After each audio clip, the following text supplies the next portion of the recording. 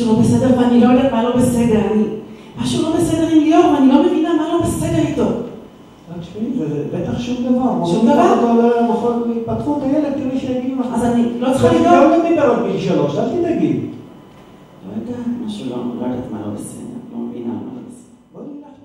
המופע זה היה משהו מאוד ספונטני, זה לא משהו שתכננו.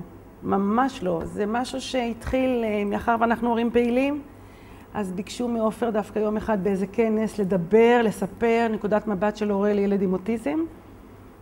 והוא עלה על הבמה והוא הרצה 10 דקות. ואז התחילו טלפונים, תבואו לפה, תבואו לשם, ובעצם לא היינו ערוכים, לא חשבנו על... ואז זה בעצם היה יותר הרצאתי. ועם הזמן זה התגלגל לסוג של מופע, זה בעצם סיפור מסע. שמעת את התשובה? לא? גם אני לא, אל תדאגי.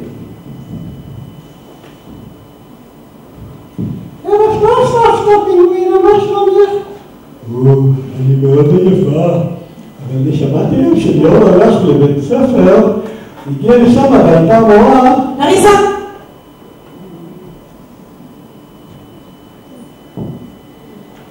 הבנתם?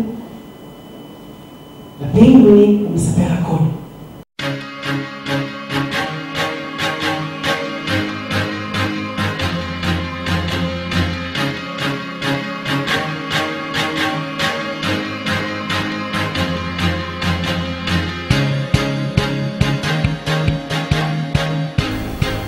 אנחנו מטיילים ביחד הרבה מאוד.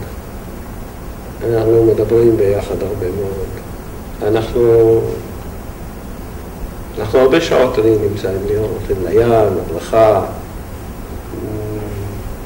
מופעים. כל דבר שליאור רוצה הוא מצליח איכשהו לתקור אותי במקום הנכון ואני הולך איתו. ויופי, עכשיו זה ירידה ליאור. אותי הרבה דברים מלחיצים, מפחידים. אופר יותר יש לו תעוזה לעשות אותו דברים שאני בחיים לא הייתי מנסה. אני חושבת שבזכות אופר הוא הגיע למקומות שאיתי בטח הוא לא היה מגיע, כי אני פשוט פחדנית ולחוצה וחרדה, אז יש כאן את האיזון. יכולים להמשיך לספר לכם על טיולים בטבע ובעלי חיים שליאור מאוד מאוד אוהב, תיאטרון ומוזיקה שהוא משולב. ליאור היה ילד מקסים, מאוד חייכן, וצחקנו כל הזמן, היינו אומרים שהוא ילד אידיאלי לגיל 40. הוא היה מאוד שקט כזה, נחמד כזה, והוא לא הרבה למלמל ולדבר בכלל. אנחנו הרגשנו באיזשהו שלב שליאור לא בדיוק מתנהג רגיל. אמא שלו הרגישה, אתה קוראת לו והוא לא עולה. אתה אומרת לו, תסתכל על האור, אולי הוא מסתכל על האור. כל הזמן חשבנו שיש לו בעיה שפתית. עד שבדקנו וראינו שבעצם זה לא בעיה שפתית, זה בעיה הרבה יותר רחבה, ואז ככה עלינו לעניין של האוטיזם. ואז ראתה אותו פסיכולוגית, שתי פגישות, ובפגישה השלישית היא אמרה לנו, הילד שלנו יש לו קווים אוטיסטיים, שהוא על הרצף של האוטיזם, נתנה לזה גם שם באנגלית, PDD. רגע לא נעים.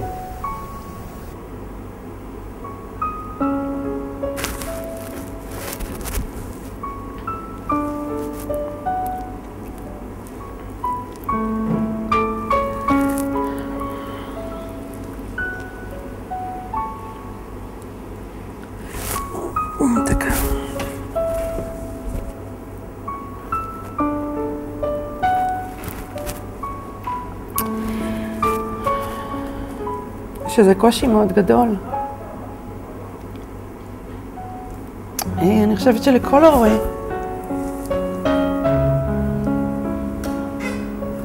כי מה שקורה במקרה שלנו, את רואה בעצם ילד שהוא נראה רגיל. אז זה קושי לקבל שבעצם אומרים לך, תשמעי, הילד היפה הזה, הוא לא מה שאת רואה חיצונית. כאילו בפנים יש סוג של לקות. וזה משהו שהוא מאוד קשה. איך זה קרה לי? כאילו, מה עשיתי לא בסדר? כאילו, למה לה... שאלות שישר את שואלת, למה דווקא לנו? כאילו...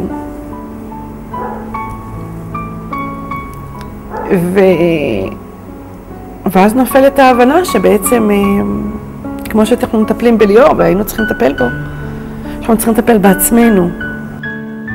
לילד שלי ליאור לפני 3 שבועות לא קרה כלום. הוא כבר 1 ו10 חודשים בתוך האוטיזם הזה, בתוך הקווים האלה, לא קרה לו כלום. כל רגיל. ככה נולד, ממשיך. לי קרה משהו. לפני 3 שבועות. אני פתאום הפכתי. לפני 3 שבועות מאבא לילד. מאבא לילד אחר.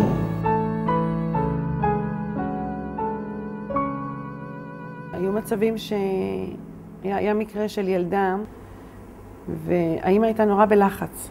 עכשיו, ליאור לא היקע אותה, לא הרביץ לה, לא נגע בה, ועדיין האמא הייתה נורא לחוצה מההתעניינות שלו בה, בילדה. ומה זה שידרה לחץ לילדה? שידרה לחץ, והילדה הייתה לחוצה, רק היה מסתכל עליה, כבר הייתה נלחצת, והיה קשה מאוד לשחרר את זה. וזה קשה. את לא אומרת מישהי שהיא זרה לך לך, היא מכירה אותי, ועדיין היה לה קשה עם זה שהוא אפילו רק עומד ומסתכל עליה, כבר הייתה נלחצת. והאמא הייתה עושה מזה הרים וגבוהות, אז כל מיני תגובות כאלו לא עושה לי טוב האוטיזם. מה? איך זה עושה לך לא טוב? זה משתלט עליי, זה גורם לי להרביץ, זה גורם לי לתחושה שזה לא טוב לי.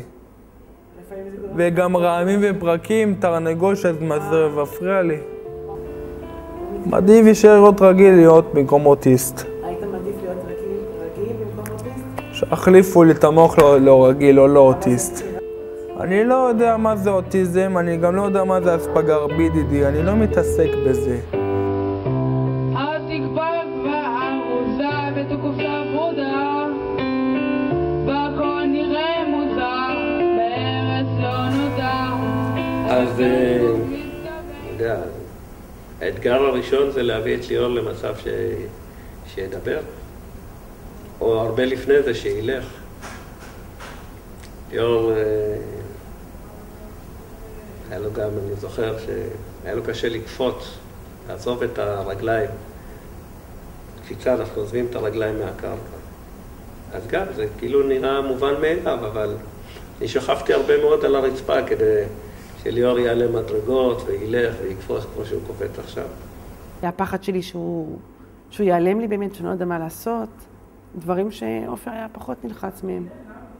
דברים כאלה שאם ילד רגיל אין לך בכלל בעיה. תגובות של האנשים מאוד...